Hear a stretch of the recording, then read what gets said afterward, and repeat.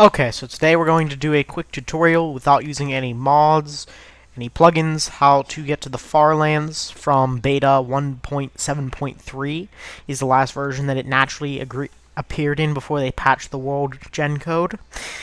And we're going to actually generate Farlands in a 1.7.10 world.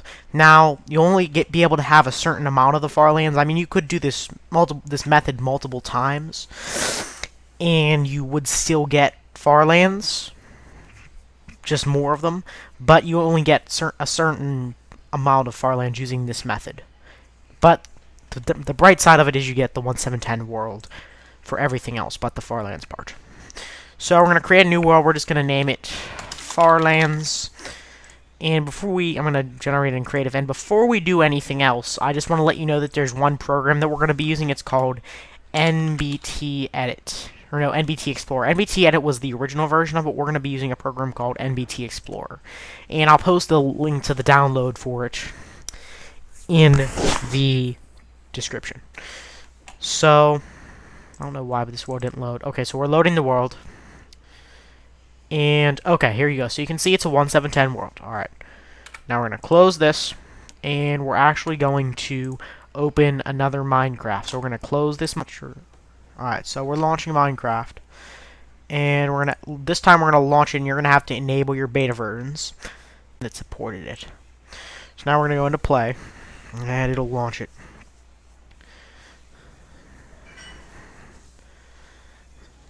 In beta 1.7, because that's the only version. I'm not sure, I don't know why, but it doesn't quite run or record this. I'm not sure if you guys can see this, but the program is called NBTExplorer, and I'll post the link and a little explanation of what you need to do to use it in the description. So we're going to go into the level.dat, we're going to go into data, and we're going to go into player. And we're going to go to the position file, and we're going to change these coordinates to these ones. So this is a simple way of getting around using this program. We're going to change the height to 129, and we're going to change this to this. Alright, that's okay.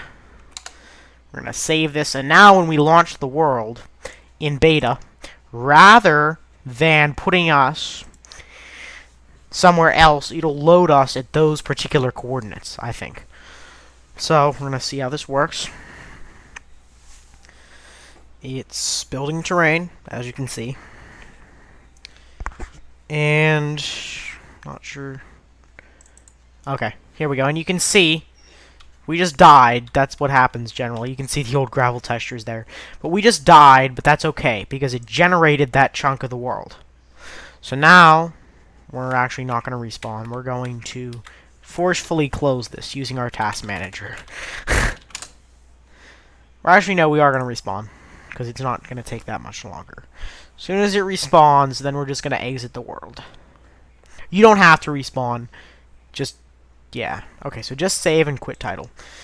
Then we're going to close this, and we're going to launch Minecraft 1.7.10.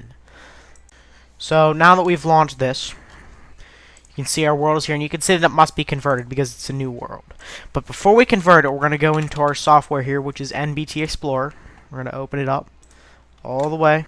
So here we are in 1.7.10 Minecraft, as you can see right here. And we are... Sorry, I'm just doing this so that you can hear me. Okay. And we're going to go into single player, and you can see the world here needs to be converted. But first, before we convert it, we're going to go back into our NBTExplorer program. And we're going to go into Farlands, the world, level.dat, data, player, position. And we're going to, since we respawned, which is why I didn't advise respawning, we're just going to have to change the coordinates. And again, I'll post how to do all this in case you can't see it in the description. And we're just going to change our coordinates. And then we're going to... let's see here, we're going to change our coordinates. and we're going to save the file, and then we're going to convert the world back to a 1.7.10 world. Now, the interesting thing about this is it's going to keep the blocks because of the MCA region file. It's actually going to keep the blocks from crash there for a second. We are in 1.7.10 Minecraft. And sorry I'm being so laggy, but that's just kind of what happens with Farlands. You're going to want to set your game rule, the mob spawning game rule, to false. You're going to want to set your difficulty to peaceful, because mobs spawn like crazy in these, and it's really, really, really, really, really laggy. So unless you have like some kind of supercomputer, which I don't think many of you do, unless you're like the NSA or something, and you're spying on everyone, you're going to want to turn off those things. So as you can see here, we have the Farlands. There's the corner Farlands, and if you look up the Farlands, you can see it has the generation, just like, you know, how there's the flat in the corner Farlands, and there's these kind of Farlands, and you can fly through them, and it looks really awesome. It would be pretty cool to build like a house in here in creative. Note, don't try to survive in here, because you will not. You will be killed. But as you can see, if we fly far enough, because we only pretty much...